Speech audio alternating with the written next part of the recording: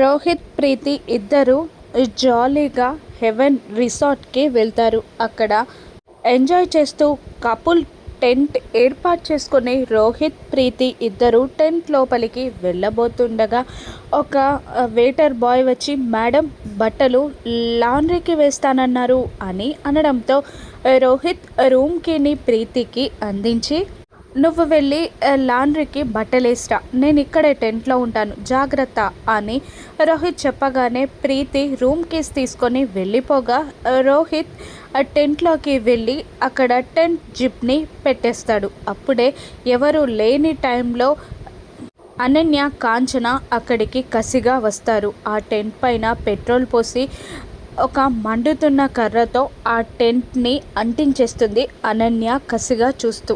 రోహిత్ ఆ టెంట్లో ఉండగానే టెంట్కి మంట పెట్టేస్తుంది అనన్య. దర్శన్ టీవీ చూస్తూ ఉండగా బ్రేకింగ్ న్యూస్ ప్లే అవుతూ ఉంటుంది.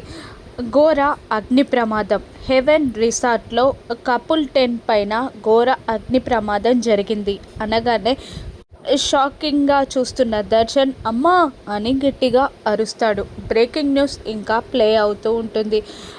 ఆ కపుల్ టెంట్లో రాజ్కోటి సిల్క్స్కి చెందిన రోహిత్ అనే అబ్బాయి మంటల్లో కాలిపోయినట్టు, దహనమైనట్టు వార్తలు వినిపిస్తున్నాయి అని చెప్పగానే అందరూ షాక్ అయి ఏడుస్తూ ఉంటారు.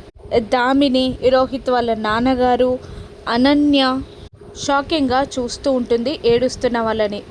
దర్శన్, శరణ్య, ఆనంద భైరవి కూడా ఏడుస్తూ ఉంటారు. అప్పుడే లీలావతి దగ్గుతూ కిందికి రాగా న్యూస్ ఛానల్ని మారుస్తూ ఏడుస్తున్న వాళ్ళ బావగారి దగ్గరికి వెళ్ళి అక్క వస్తుంది, కాస్త కంట్రోల్లో ఉండండి బావగారు అని నచ్చజెప్పే ప్రయత్నం చేస్తూ ఉంటుంది. ఆనంద వాళ్ళ బావని ఏమైంది, అందరూ అలా ఉన్నారేంటి అని లీలా అడుగుతూ ఉండగా వస్తున్న కన్నీళ్ళని దాచుకుంటూ ఏం లేదు అన్నట్టు సైగ చేస్తుంది ఆనంద. దామిని కూడా ఏడుస్తూ ఉంటుంది.